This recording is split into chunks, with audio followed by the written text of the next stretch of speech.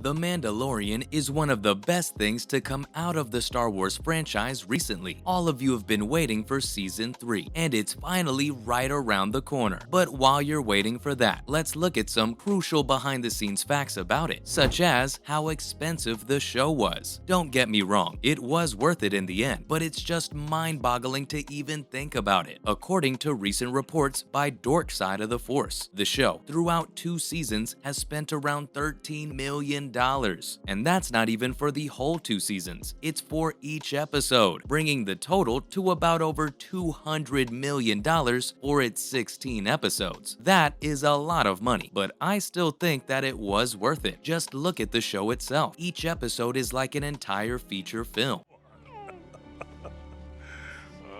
Has Mando been taking good care of you, huh? Have you been taking good care of him? Yeah, he said yeah. Yeah.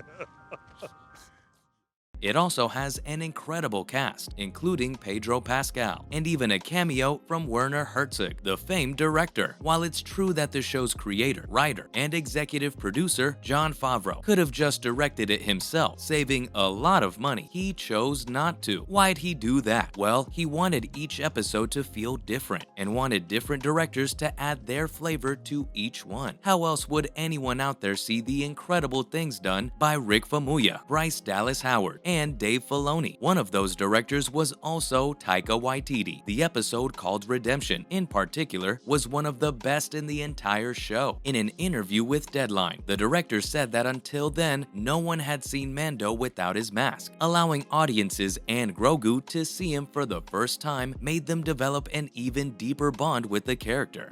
You drink it. It stinks. Do you want their help? Not if I have to drink this.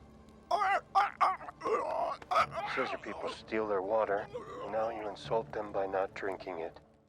But in that very same episode, something unfortunate happened to Pedro Pascal. Turns out that just before that scene, the star suffered a pretty bad injury on his face. All of that took place while the team was rehearsing the iconic scene. But how did it happen? Well, as he told viewers in Disney Gallery's coverage of The Mandalorian in an episode called Cast, the star was casually walking out of the makeup trailer and minding his own business, looking at his sides, and accidentally walking into a piece of plywood. What are the chances of that? Talk about bad luck. Though he still picked himself up, got some stitches to fix himself up, 7 to be exact, and then went on to complete the scene anyways. You can even see some of it in the scene itself. And I imagine that they've killed everyone on the bridge, being the murderous savages that they are. And now, they're beginning to panic. Speaking of Pedro Pascal, turns out he needed some help playing Mando. Pascal is one of the most talented actors out there right now, and can do almost anything needed, especially in action scenes. Well, almost. But while he's playing Mando, things get a little hard even for him, and he needs some help. So he had 2 stunt doubles on the show, and I'm glad that they went down that route. Pulling off a character as incredible as Mando would just not have been possible otherwise. While all of the straight dialogue scenes were taken care of by Pascal himself, things were different for the shoot-'em-up moments. Brendan Wayne took care of them, while Lateef Crowder was in charge of all the scenes with hand-to-hand combat. All the while, the show was being filmed on a virtual set. The virtual set is a new technology called the Volume.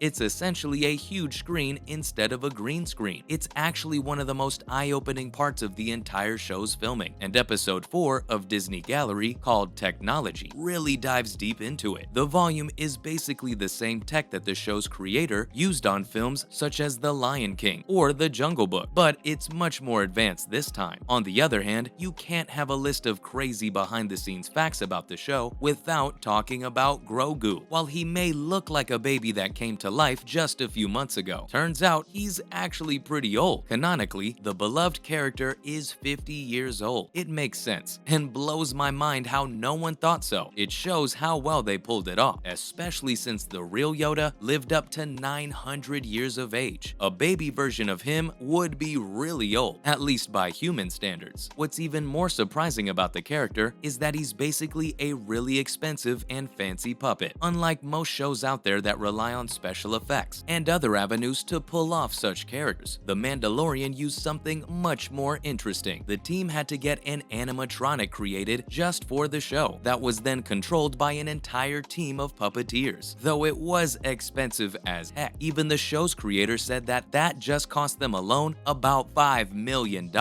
If I'm talking about incredible technology to bring characters to life, I can't miss the show's most surprising cameo. You guessed it, I'm talking about Luke Skywalker coming back. Despite Mark Hamill having aged quite a bit since then, he's basically been deepfaked to match the universe's timeline. For those of you who don't know about the timeline, the show is supposed to take place 5 years after Return of the Jedi. Favreau wanted to keep that scene top secret and would even lock up set and editing rooms so no one could see what was happening. Not just that, but no one was allowed to even mention the character on set. In fact, he hand-delivered the script to Hamill so nothing would get leaked. All of that precaution was definitely worth it, and audiences absolutely loved being able to see a young Luke once again, though none of that would have been possible without the de-aging technology of industrial light and magic, at least according to Den of Geek. Taking a step back towards more Baby Yoda facts, Werner Herzog was deeply touched by him. He was so moved by the episode called Practical that he straight up went to Deborah Chow and told the director to stop using digital shot, at least when it came to the character. The scene where a puppet plays him are some of the best out there and really do bring the best out of the character. Thank you for helping. Yeah. Good luck getting your kid back. All right, officer. Take me back.